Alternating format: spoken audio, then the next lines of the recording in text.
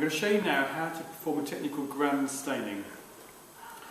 This is a technique that's very commonly used by microbiologists working in medical pathology labs.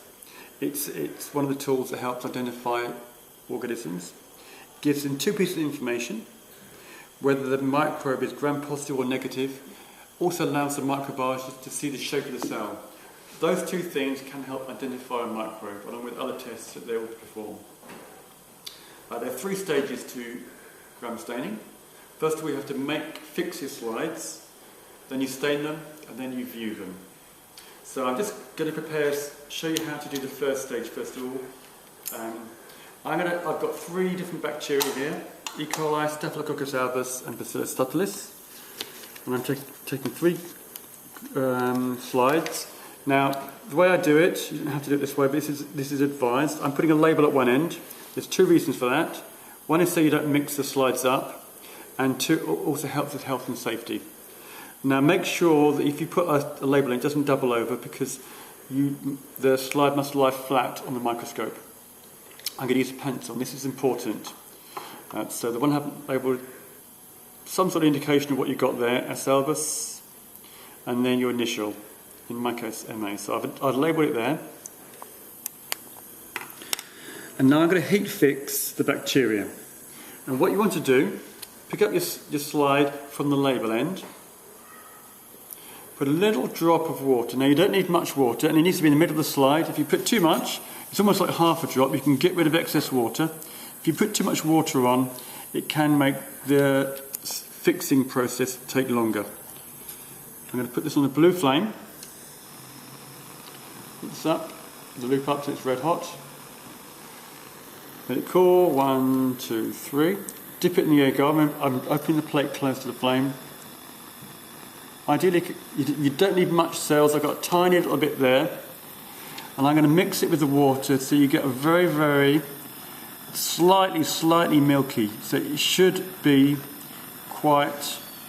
If you put too many bacteria on, I can just about see, you may not see it on the camera, it's almost like skimmed milk colour.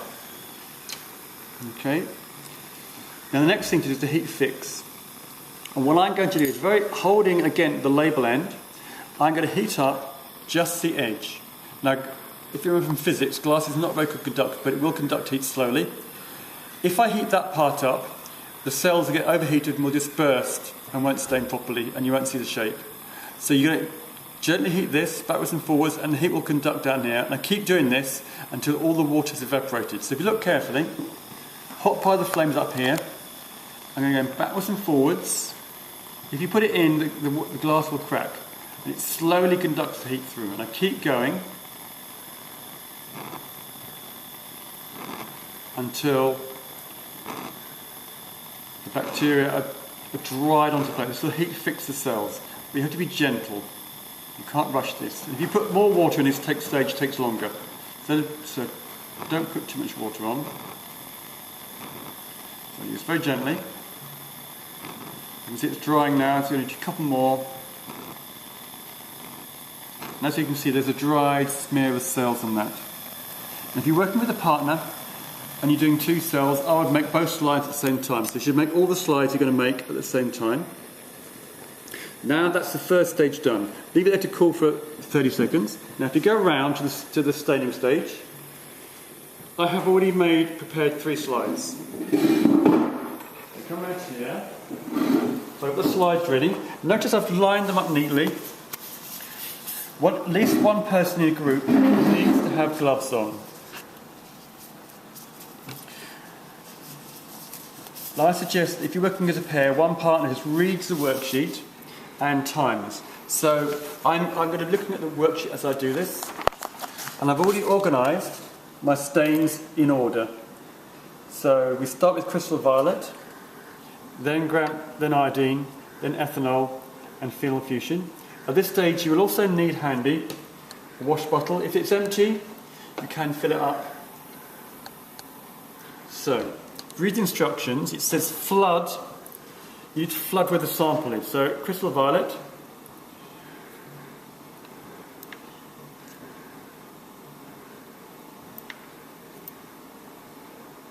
and you flood it for 60 seconds.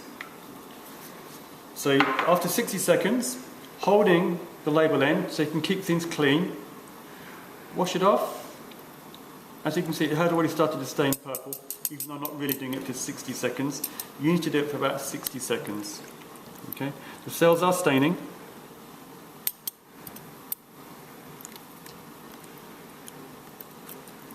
You notice I'm just tapping off excess water. Notice I'm doing 3 slides at a time. Don't stay one slide, then stay in the next. That's a waste of time. It's much easier to do all the slides at once. You then go to the next slide, next stain. Again, that is for 60 seconds. Okay, I'm not going to do it for 60 seconds. And then after 60 seconds, again, rinse off.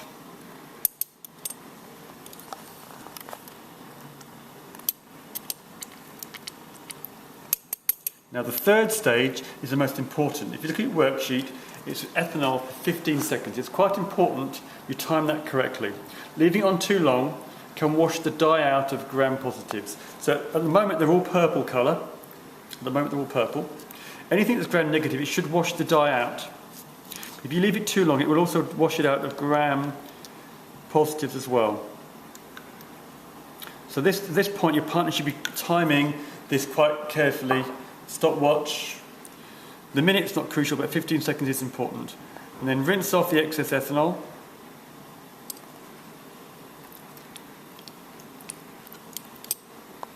Okay. By the way, I'm wearing gloves. You should wear gloves because it stains your hands, and we're washing it into a bowl so we don't stain the bench. Just notice I'm just tapping up excess water. And then the last stain is a counter stain, where gram-negative should be stained pink. Again, just flood the area where your cells are. And that stays on, if you look at your worksheet, for 30 seconds. So after 30 seconds, wash that off.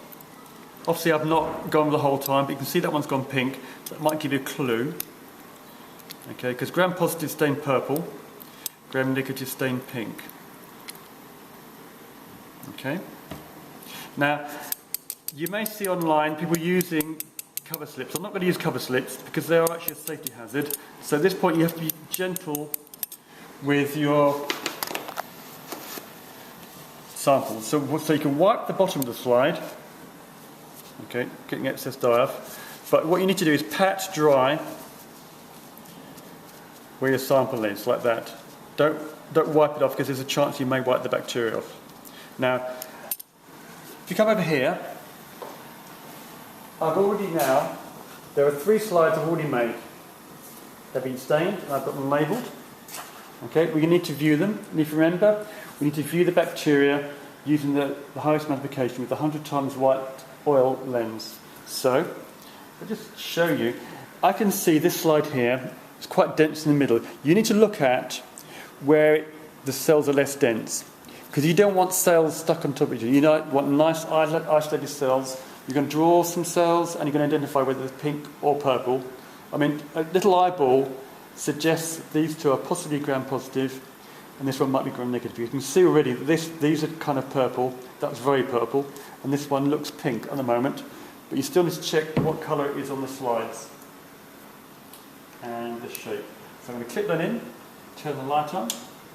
Again, start with the 4 times lens.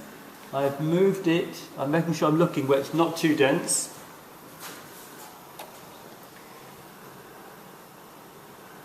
Okay, focusing it there. Now I can see cells just about on that lens, so moving the blue lens to one side, drop of oil. Okay. And then moving the white lens in. I can see some lovely short stubby rods. I'm just going to activate the software.